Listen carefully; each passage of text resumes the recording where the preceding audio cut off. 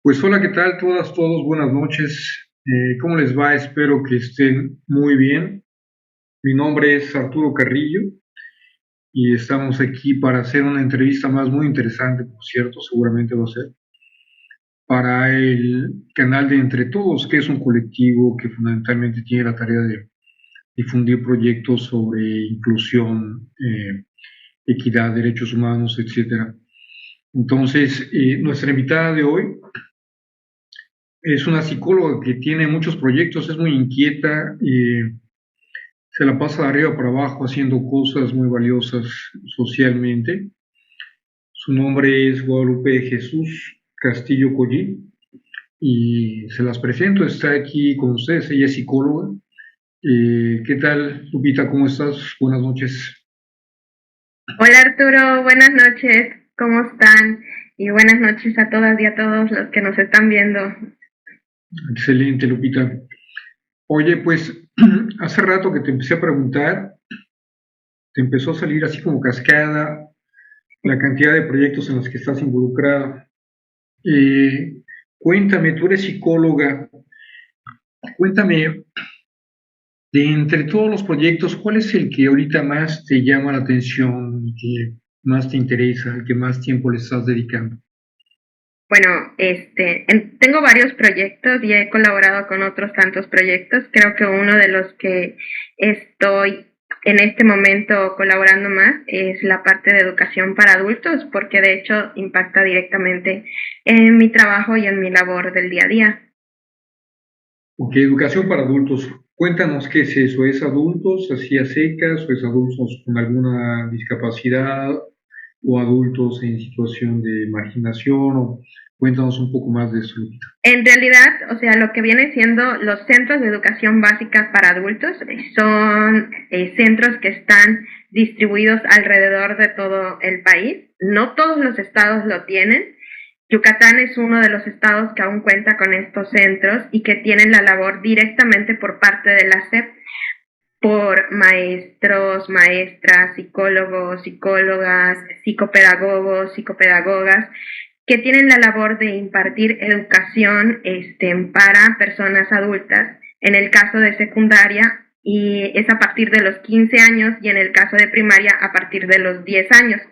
Entonces, por la razón que sea, ya sea por alguna necesidad educativa en el momento en el que estaban estudiando, ya sea por situaciones económicas, por situaciones familiares, ya muchas veces nos topamos que sobre todo en esta pandemia, jóvenes y personas relativamente jóvenes que tuvieron que abandonar sus estudios, tuvieron que dejar de estudiar para hacerse cargo de sus hermanitos, de sus hermanitas, cuando sus papás desgraciadamente pues fallecen para esta pandemia y quedan ellos pues siendo el sustento económico de sus hogares, ¿no?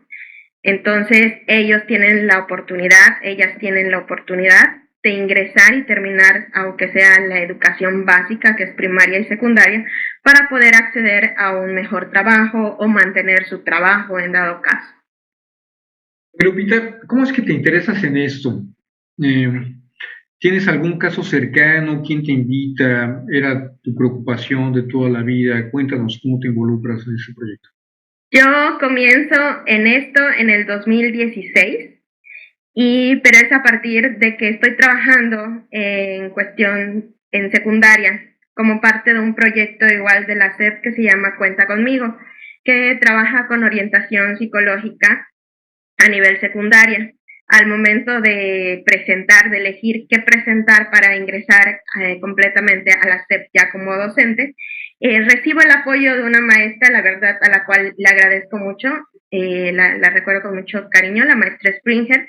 Ella es quien me apoya para poder decidir a dónde presentar mi solicitud y poder. Y se presenta justamente de que habían vacantes para impartir educación para adultos. Eh, en esa situación, pues yo le doy allá, presento y, e ingreso a lo que viene siendo esta sección de la SEP que tenemos en Yucatán. Ok, y ese es ¿ese es tu trabajo o es un proyecto propio, digamos? Es Es algo que mi tú trabajo, crees, es ese tu es mi trabajo. trabajo. Ok, correcto. Entonces ese es tu trabajo. Ahora, cuéntanos de adicionalmente de cuáles son tus proyectos propios y qué estás Mis involucrada además de tu trabajo. Además de mi trabajo como proyecto propio, pues hasta hace un tiempo y de forma intermitente, tengo lo que viene siendo Hecho por Canela, que es un lugar donde trabajo de forma artesanal elaborando toallas menstruales ecológicas, pañales ecológicos y pañales para perros y gatos, ¿no? Este trabajo pues lo tengo hasta cierto punto en colaboración con el, o más bien participo en ciertas ocasiones en el mercado cero basura. Oye, esto está súper interesante. A ver, cuéntanos. Hay un problema ecológico con tanto pañal y yo me acuerdo que en la Facultad de Arquitectura donde estudié había un profesor de construcción que está experimentando para hacer materiales de construcción a partir de los pañales usados. Uh -huh. Entonces, cuéntanos cómo se reutiliza o cómo se hacen los pañales y las toallas femeninas ecológicas. Son elaborados, comienza con como que el material principal o lo que viene siendo lo más relevante o una de las cosas más relevantes dentro de los pañales ecológicos es que dan la seguridad con una tela que es impermeable y transpirable, tiene una capa de poliuretano que permite que pues no se traspasen los líquidos, sin embargo le da al bebé y a las mujeres esta capacidad pues de que la piel pueda seguir respirando, siga transpirando y ambos son lavables. Se pueden lavar a mano y también se pueden lavar a lavadora. Esta tela es como que una de las principales tecnologías. Comienza como que esta tela utilizándose para los pañales ecológicos y ya después se relaciona con la parte de las toallas y se comienza a utilizar para desarrollar toallas menstruales ecológicas.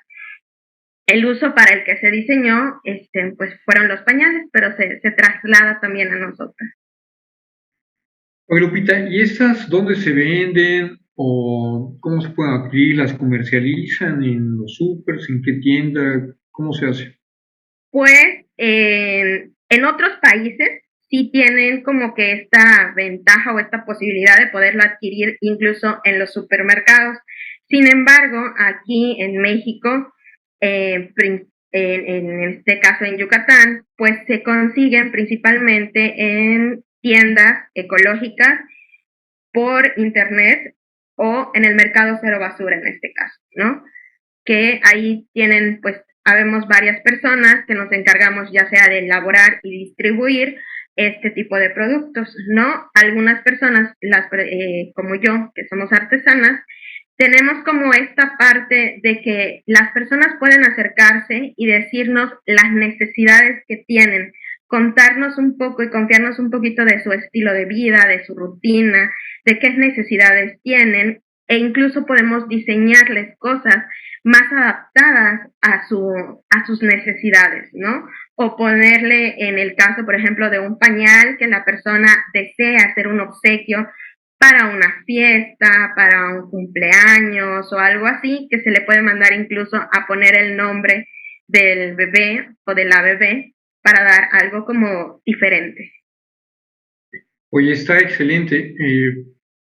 Normalmente cuando vemos un producto ecológico, orgánico, sustentable, sostenible, también lo primero que pensamos es que es más caro, bastante más caro, ¿no?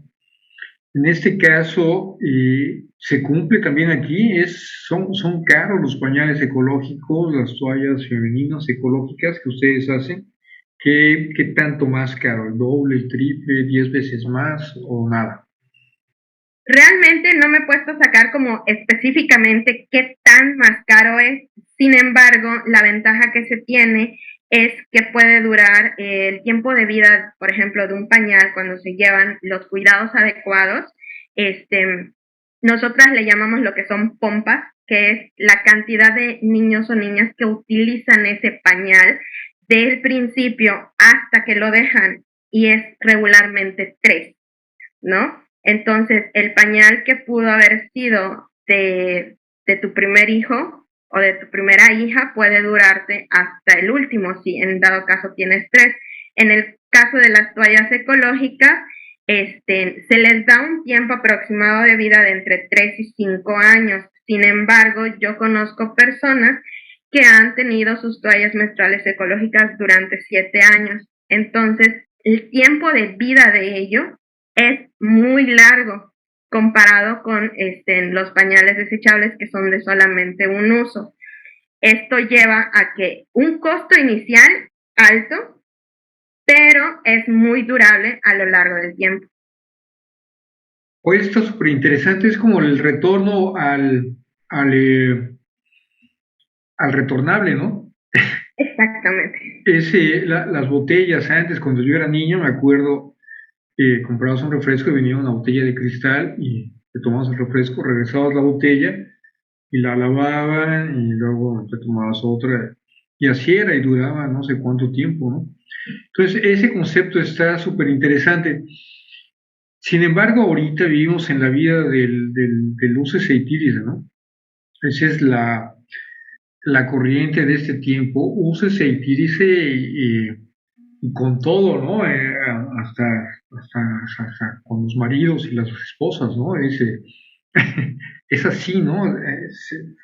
Antes la cantidad de divorcios es increíble. Bueno, el tema es que en esa sociedad educada bajo estos preceptos de lo desechable, del consumismo, ¿qué tanta aceptación o cómo han logrado ustedes que sean aceptados estos productos que hay que lavar, ¿no? Que hay que lavar porque es muy fácil quitar un pañal y tirarlo a la basura. Quitarlo y lavarlo, a lo mejor es un poco menos fácil. ¿Cómo le han hecho a ustedes para introducir estos productos? La comodidad y la ventaja que da a nivel de salud de las personas y que también estos productos se pueden lavar en lavadora. Entonces, sí, al principio justamente es una de las primeras cosas que suelen preguntarme, ¿no? Bueno, ¿y tengo que lavar la mano? En realidad no, estos productos están diseñados para que los podamos lavar en lavadora y hay productos y hay detergentes que están igual diseñados para estos productos que pueden darle un mayor tiempo de vida y que el agua que está saliendo de estos pueda ser reutilizada para las plantas. Entonces, tiene la comodidad de que son más, y nos dan la ventaja de poderlos lavar en la lavadora. Es como un punto medio entre lo que tiro y la comodidad, que es la comodidad del deséchese rápido, pero la tela, que es más ecológica, es como lavar la ropa. Y la ropa la tienes que lavar, porque no la tiras, no la puedes desechar cada tanto. Pero también las telas que utilizamos tienen ventajas como la frescura, se evitan rosaduras, se evita en el caso de los pañales las rosaduras, las infecciones en el caso de las mujeres, disminuyen los cólicos menstruales. Muchas de nosotras vemos una disminución en el flujo menstrual. Entonces, no hay menos, incluso con nosotras, menos rosaduras, hay más frescura, la piel al transpirar, sobre todo en el calor de Yucatán para los meses de verano, es algo más fresco, más cómodo, que evita pues, muchas idas al médico en cuestiones de piel. Pues suena muy interesante. ¿Tú tienes hijos, Lupita? No tengo hijos. ¿Tienes sobrinos? Sí tengo sobrinos. ¿En edad de pañal?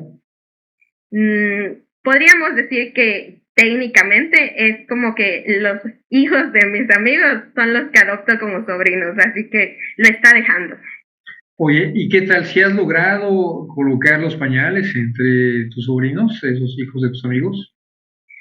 Uno, no tuve que hacer nada, ellos, él junto con su esposa, pues decidieron seguir esta línea desde el principio. Oye, excelente, porque a veces a quien más cuesta trabajo convencer es a los que tienen uno más cerca, ¿no? A veces con mi familia me cuesta mucho trabajo convencerlos de todas esas cosas ecológicas y socialmente responsables.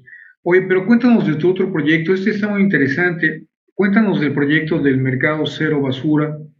¿En qué consiste? ¿Dónde está? En ¿Se realidad no inscribe es mi uno? ¿Qué proyecto, hace? ajá, es el proyecto de una amiga y está en lo que viene siendo el parquecito que está al lado de la Gran Plaza, donde para el camión metropolitano. Ahí está el mercado los domingos por la mañana de 9 a 2 de la tarde. ¿Mm? ¿Y cómo funciona o qué hace? ¿Por qué se llama cero basura? Porque dentro de la misma filosofía de las personas que tienen este proyecto, los productos que están allá tratan de fomentar, como que el evitar lo que se pueda, las cosas de un solo uso, ¿no? Por ejemplo, tienen una parte de comida, tienen también una parte de productos a granel, shampoo, detergente, acondicionador, que tú puedes ir y solicitas, llevas tu frasco y pueden echártelo allá. También tienen comestibles a granel, ¿no? Bebidas, que si tú llevas tu retornable, te la intercambian por otro frasco de vidrio que se encargan de desinfectar, de arreglar. Tienen otros productos, tengo uno por aquí, no lo tengo en la mano, pero tienen envases que son retornables. Entonces, tú lo compras, lo terminas de consumir, lo regresas y te lo rellenan. Y eso le disminuye el costo para ti y también para la persona que lo produce. Y suena muy bien. De hecho, eso está muy bien, de verdad. Pero, perdón, pero lo que yo me sigo preguntando es, digamos, ¿tienen una estrategia ustedes de comunicación, de persuasión? ¿Cuáles son aquellas cosas que han encontrado, aquellas frases que han encontrado que le hacen efecto a las personas para cambiarles esta mentalidad del desechable, de que todo es pues, más fácil comprarlo y tirarlo y listo, ¿no? Luego, si necesito otro, pues lo compro y lo vuelvo a tirar. Y cómo han en el mercado cero basura logrado extender esta idea. Dentro del mercado cero basura también cada determinado tiempo, y esto pueden checarlo dentro de las redes sociales del mismo mercado, se hacen eventos donde se pretende educar ciertas cuestiones de cuestión ecológica y de distinta índole para que las personas tengan la oportunidad de hacer conciencia de cómo afecta el consumo tanto hacia sí mismos y a sí mismas como para con el planeta. Entonces se tiene como que esta doble labor. No solamente es una labor comercial, sino una labor educativa, tanto con niños, adolescentes, personas adultas, y se pretende justamente eso, cada determinado tiempo hacer esta labor educativa. Y también tienen un área que se da una vez al mes, que es la de second hand, y se permite que otros expositores que no están directamente produciendo este tipo de cosas lleven lo que viene siendo ropa, zapatos, muebles que pretendan darle una segunda vida. Está muy interesante. Oye, pues hacen muchas cosas interesantes. ¿Qué otra, Lupita? Además de la educación para adultos, esos productos de higiene, pañales y todo ecológico, reusables, el mercado cero basura, ¿en qué más andas, Lupita? Cuéntame. Ahorita estoy terminando lo que viene siendo la maestría en Consejería y Educación de la Sexualidad, así que estoy comenzando un proyecto que tiene que ver con la diversidad. la diversidad relacional, la diversidad sexual, la diversidad en distintos tipos. Entonces, estamos dando también como parte de la finalización de la maestría lo que son talleres en deconstrucción del amor romántico, en sesiones terapéuticas de acompañamiento y dando esta parte que la junto también un poquito con la inclusión educativa, que eso ya es más una cuestión personal que he tenido. Oye, Lupita, a ver, acabas de decir algo que me llegó, de construcción del amor romántico. Así es. A mí me gusta el amor romántico. ¿Por qué habría que deconstruirlo? ¿A qué te refieres con eso? Es que es distinto en la parte afectiva que solemos asociar al romance, como cariño, esta parte afectuosa de apapachar, de decir, de consentir, con el concepto como tal de amor romántico. El amor romántico tiene que ver con ciertos preceptos o ideales que nos venden a todas las personas de cómo debiera de ser el amor. Entonces, al buscar ese ideal como de alma gemela, se dan entredichos muchas cosas que fomentan conductas violentas entre las relaciones de diversa índole. Se relaciona mucho sobre todo con la parte de la diversidad, porque las personas, por ejemplo, te comento, se suele asociar de que si no sientes por mí atracción física o deseo sexual, es porque en realidad no me quieres. Cuando en la parte de la diversidad nos topamos con personas asexuales, trisexuales, demisexuales, pansexuales. Entonces, ahí tenemos mucha diversidad en la que a estas personas no siempre se van a sentir atraídas de forma sexual, pero pueden querer llamar mucho. Entonces, si lo asociamos, hay dos puntos que se contraponen y que pueden hacer o causar mucho conflicto en una relación. Pues está interesante, suena como que hay que estudiar bastante eso para entenderlo. Lo que me llama mucho la atención es que hacen muchas cosas que me remiten al concepto de cambio. O sea, andas tú en la onda del cambio, andas queriendo influir en cambios sociales, ambientales, emocionales. Eh, ¿De dónde surge esta búsqueda por el cambio, Lupita? Tus papás te dijeron hay que cambiar, tienes que ser diferente, hay que hacer cosas nuevas. Te lo enseñó una maestra, lo tienes en la genética, lo aprendiste en alguna novela. Cuéntame, ¿dónde fue? Creo que he estado es un legado de mujeres y que siempre ha buscado cambiar y contraponerse. Yo recuerdo que mi abuela me decía que cuando ella era niña, no se permitía que las mujeres estudiaran, ¿no? Entonces ella se acercaba a donde estaban dando las clases, se quedaba muy pegadita al muro, escondida, escuchando que los maestros y las maestras den sus clases a los varones y tomando nota en la tierra con un palito, ¿no?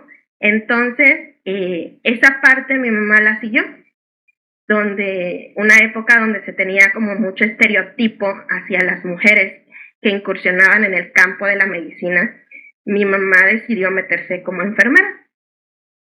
Y finalmente, pues yo, que nunca me dijeron como, te tienes que quedar quieta. Creo que me apoyaron mis papás mucho en ese aspecto, tanto mi mamá como mi papá. Y hay como una etapa que siempre le dicen a los niños que te preguntan, ¿y por qué? ¿Y por qué? ¿Y por qué? Entonces, a mí nunca me dijeron porque yo lo digo. Cuando algo no sabían, me decían, ok, no lo sé, vamos a averiguarlo. Entonces yo creo que de ahí nace esta parte de siempre aprender, siempre moverme, siempre estar cambiando, como tú dices. Oye, pues suena muy interesante. Fíjate que eso es lo que he visto, ¿no? O sea, la gente no de repente empieza a hacer cambios, sino esa formación, esa primera formación que recibes desde niño con los ejemplos de tu mamá, de tu papá, de tus abuelos. O sea, siempre es muy, se graba en la médula espinal lo que ves cuando eres niño, ¿no? Sí, Y no se te quita la inquietud. perdón, y es que ahorita que dices eso, mi papá fue quien me cuidó la mayor parte del tiempo. Y eso también fue romper un estereotipo, porque yo lo recuerdo a él cuidándome, cocinando y jugando durante el día, porque mi mamá, al ser enfermera, pues a veces la mandaban lejos y quien se quedaba a mi cuidado era él. Entonces, para la época en la que me tocó crecer, que sea papá y no mamá quien te cuide, fue también romper un estereotipo y creo que eso es una de las cosas que me ha ayudado como esta parte de vamos a cambiar, se puede. Oye, Lupita, a ver, ¿qué nos dirías a todas y a todos los que estamos aquí oyéndote? Que a mí me da la impresión de que sí nos hace falta una inyección de cambio, ¿no? Entonces, ¿cómo nos motivarías? ¿Qué nos dirías? Porque seguramente en esta trayectoria en donde tú has querido cambiar cosas, te has encontrado con resistencias, ya sean personas, esquemas, leyes, lo que sea. ¿Qué nos dirías? Eh, ¿qué sugerencia, qué pensamiento nos dirías? Creo que lo que nos falta o lo que a veces nos detiene es que invertimos demasiado tiempo pensando que las cosas no son posibles, en lugar de pensar cómo hacerlas posibles. Creo que invitaría a las personas a empezar a pensar cómo hacer posible eso que es mi sueño. ¿Qué necesito hacer? ¿Qué necesito ver? ¿Dónde necesito estar? ¿Cómo hacerlo posible? Eso me recuerda una frase que escuché alguna vez que me hizo mucho efecto, que dice que la gente que quiere hacer cosas, la gente que no quiere hacer cosas busca pretextos. La gente que sí las quiere hacer busca soluciones. Entonces, pues sí, ¿no? Hay que dejar de pensar en cómo no se puede y hay que empezar a pensar cómo sí se puede. Eso está muy bien, ¿eh? También seguramente te has encontrado con mucha gente que intenta disuadirte o desanimarte o simplemente no te acompaña en esas aventuras hacia el cambio, hacia lo desconocido. ¿Qué nos dirías? ¿Qué nos dirías cuando nuestro papá, nuestra mamá, nuestra novia, nuestro novio, nuestra amiga nos dicen, o sea, déjate de eso, ¿no? O sea, trabaja, o sea, no pierdas el tiempo en ese tipo de cosas. ¿Qué nos dirías? Que no es incompatible, que realmente muchas, como tú dices, puedes tener un trabajo que te dé seguridad y al mismo tiempo estar haciendo todo esto. Que no es incompatible, que no es imposible y que sí se puede. Que si pues muchas veces no podemos cambiar a las otras personas, no podemos moverlas, tienen una historia de vida y solamente nos queda respetarlo. Pero hay un mundo tan grande allá afuera y que ahorita está tan conectado, pero muchas veces no lo vemos. Estamos a un clic de distancia de encontrar un grupo de personas que nos entienda, nos apoye, nos respalde y nos enseñe. Eso es cierto, ¿eh? Eso es muy cierto. A veces es mucho más fácil encontrar gente de lo que uno, gente con quien uno se sienta confortable, mucho más fácil de lo que uno cree a veces. Oye, qué más, Lupita? Cuéntanos algo que nos quieras contar, que tengas muchas ganas de contarnos, que tengas muchas ganas de invitarnos a algo muy tuyo. Pues yo creo que una de las las cosas que me falta mencionar es esta parte justamente de la inclusión educativa. Ya te hablé un poco de la parte que he trabajado en ecología, de la parte que he trabajado con adultos, de la parte que he trabajado con diversidad. Creo que me falta hablarte de ese otro punto que estoy trabajando, que he trabajado y que sigo trabajando, ¿no? Esta parte de la inclusión educativa. Creo que necesitamos abrir nuestras expectativas a que se puede tener una educación inclusiva, amorosa, desde casa y en la escuela. Que no es fácil del todo, es cierto, no es fácil, es algo bastante complicado que necesita mucho apoyo, pero como te decía, comenzar a pensar cómo iniciar, porque a veces lo que nosotros estamos iniciando, no vamos a ver los frutos reales de todo esto hasta dentro de generaciones. Pero alguien tiene que empezar. Si nadie lo empieza, ¿cómo? Pues sí, es cierto, hay que empezar, ¿no? Pero también es cierto eso que dices, que, o sea, en el papel suena muy bonito todo eso junto, pero cuando lo estabas diciendo, yo le dije, rayos, ¿cómo no? Rayos, muéstramelo, ¿no? ¿Dónde, no? No está tan fácil. Pero supongo que hay metodologías, con los niños, por ejemplo, los niños actualmente, ¿no? Rodeados de una esfera de consumo, de hiperconsumo, o sea, no de consumo, sino de hiperconsumo ya, que todo quieren comprar, porque bueno, todo se vende, todo se desecha, y la verdad es muy fácil adquirir cosas hoy como nunca antes en la historia. Entonces, y los papás tienen el problema de cómo de tener eso, cómo educar de manera amorosa, cómo decirle no y frustrarlo, pero de manera amorosa. O sea, la verdad esto está muy difícil, Lupita. O sea, a ver, cuéntame, ¿cómo le haces? Es que la parte amorosa no tiene que ver con no decir que no, sino con acompañar durante quizá ese berrinche, ese sufrimiento, esa frustración que se tenga cuando se recibe el no. Que estés ahí y que comiences, pero es que esa parte necesita empezar cuando tú como adulto, como adulta, haciéndote y conociendo tus emociones. Porque entonces, cuando empiece el berrinche, también tú te vas a frustrar. También tú vas a decir, ¿ahora qué hago? Porque a veces pasa en el súper, a veces pasa en la escuela, a veces pasa a mitad de la calle. Y también como sociedad, saber respetar esa parte y no juzgar a otros papás y a otras mamás que están en el proceso. A ver, Lupita, acabas de tocar el tema. Yo creo que si respondes esta pregunta y te vas a volver la ídola de las multitudes, ¿qué se tiene que hacer? O sea, a lo mejor no es una receta tan fácil, pero ¿cuál es la guía para actuar de manera sensata frente a un berrinche de un niño que tiene 2 años, 3 años, que es la etapa más o menos? Y bueno, es un berrinche, ¿no? Dejan de estar receptivos a todo. ¿Tú qué haces?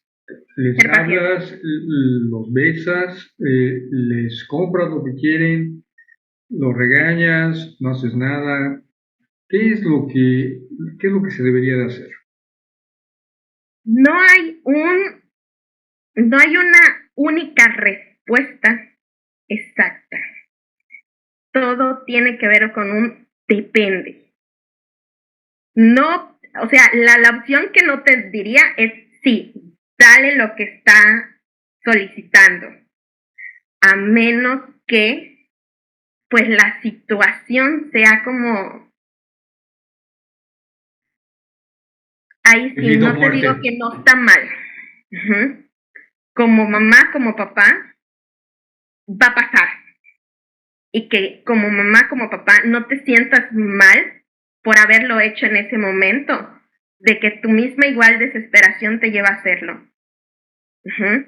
Pero que la mayoría de las veces sea un acompañamiento de te acompaño, te espero, sé que no es cómodo lo que estás sintiendo, estoy aquí, te puedo abrazar, te puedo besar, te puedo esperar, pero eso igual va a implicar a mí, como persona adulta, respirar profundo y tener paciencia. Pero Lupita, ¿por qué nos dices que no es recomendable satisfacer lo que quieren cuando hay un berrinche? ¿Qué sucede si le satisfaces el deseo? Porque va a depender, a eso me refería. O sea, ¿a qué viene el berrinche? ¿Es una necesidad? ¿Es algo que se dio? O sea, ¿qué está pasando? ¿Qué hay detrás de ese berrinche? Si ese berrinche se está dando, por ejemplo, porque estoy a mitad del supermercado, acabo de salir del doctor y el doctor es el que me tiene dicho que él no puede comer chetos picantes porque está saliendo de una gastroenteritis y lo que quiere son sus chetos picantes, eso le va a generar un daño. Pero es lo que quiere, es lo que desea, es lo que está allá. Le va a generar una frustración en no obtenerlo en ese momento. Pero hay que explicarle justamente eso, de que no los puede tener ahorita, quizá cuando se recupere, entonces los va a poder obtener. Lo más probable es que en ese momento vaya a haber un berrinche y se tire y llore y diga yo los quiero. Pero como mamá, como papá, sabes que eso le va a hacer daño y le va a volver a generar un vómito, una diarrea o lo que sea. Y eso no es a nivel como de un simple berrinche, es algo físico. Oye, Lupita, cuando te pregunto de berrinches, como que seguramente ahorita todo el mundo está pensando en niños de 2, 3 años, pero hay adultos. Qué bárbaros, ¿no? Y qué bárbaras, qué berrinches, hijo, como que no aprendieron, como que sus papás no les enseñaron a controlar sus emociones. ¿Qué se hace con esos adultos y esas personas que tienen 20, 25, 30, 40, 60 años y siguen siendo berrinchudas y siguen queriendo que el mundo se rinda a sus pies y siguen exigiendo todo, ¿no? De las parejas, de los hijos, de los papás, de los amigos, de los jefes, de los subordinados? ¿Qué hay que hacer con esas personas que también hacen berrinche y ya están más difíciles de cambiar, ¿no? Pueden mandármelos a terapia. No, es muy recomendable, es muy recomendable que las personas para poder aprender toda esta parte de un manejo emocional, pues recibamos asesoría terapéutica, ¿no? Por parte de especialistas. Pero si tú estás en ese ambiente o bajo esa situación, cuando una persona está en enojo, en frustración, en tristeza, en una alegría extrema, cualquier emoción a un nivel extremo, ser consciente de que la otra parte está hablando desde la emoción, ¿no? Primero, no tomar las cosas a pecho.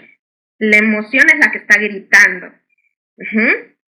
Segundo, preguntarle, ¿qué necesitas?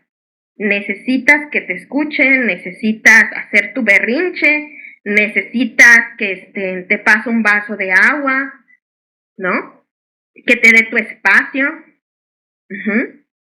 Y también reconocer lo que yo necesito, porque puede ser que la otra persona esté en pleno berrinche y eso a ti emocionalmente te esté haciendo daño. Lo que tú necesitas es dar espacio. Entonces, no te dejo, te sigo queriendo, eres mi papá, eres mi mamá, te sigo queriendo, pero yo veo que en este momento no puedo hablar contigo. Vamos a darnos un espacio, nos calmamos y después podemos hablar. Pues mira, se ve que también para solucionar eso está difícil. Como que no hay recetas. Sí, es que no hay una receta única que sirva para todos los casos, porque va a depender muchas veces. Entonces, esa parte, y que igual cada emoción tiene una función, incluso el enojo, que siento que es una de las emociones a las que les hemos puesto una cara tan horrible. O sea, es como el patito feo, nadie la quiere, pero tiene una función.